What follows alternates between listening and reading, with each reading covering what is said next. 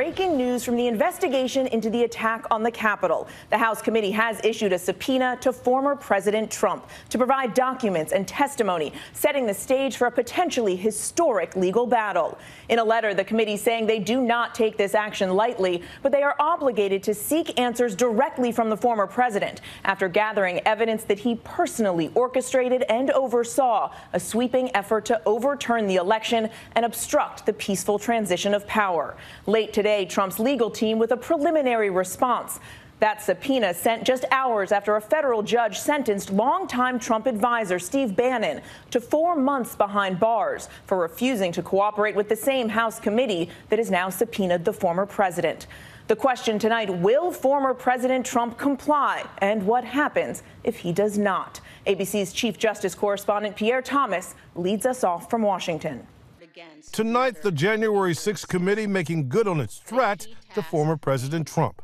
We must seek the testimony under oath of January 6th central player.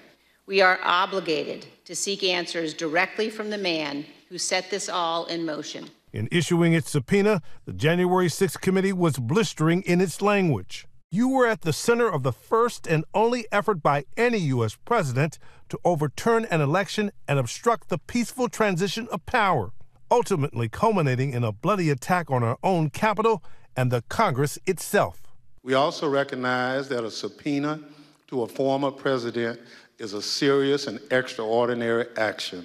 The subpoena calls for the submission of documents and Trump's testimony under oath by November 14th. Whether Trump will honor that remains to be seen, and some would say unlikely. Tonight, a terse statement from Trump's attorneys, criticizing the committee for publicly releasing that subpoena, saying only that they will respond as appropriate to this unprecedented action. Assuming that he will fulfill his legal obligation and honor the subpoena, but if that doesn't happen, then we'll take the steps we need to take after that. Morning, gentlemen. Morning. The subpoena came on a day when one of Trump's closest former aides faced the penalty for stonewalling the January 6th committee.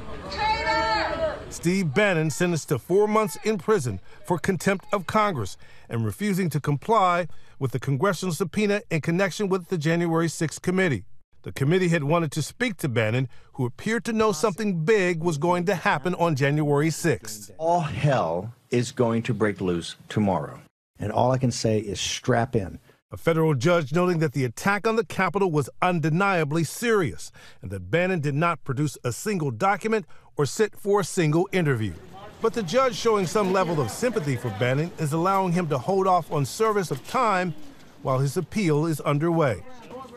And Pierre joins us now from Washington. Pierre, as you reported, the former president now has less than a month to hand over documents and testify under oath. So bottom line here, what is the likelihood that we'll actually see Trump appear before the panel? Very many would say low. It's more likely that Trump will go to court to try to block compliance. He's repeatedly criticized the committee, indicating he has zero respect for its leaders, Mary. Likely a long legal battle ahead. Pierre Thomas, thank you. Hi, everyone. George Stephanopoulos here. Thanks for checking out the ABC News YouTube channel. If you'd like to get more videos, show highlights, and watch live event coverage, click on the right over here to subscribe to our channel. And don't forget to download the ABC News app for breaking news alerts. Thanks for watching.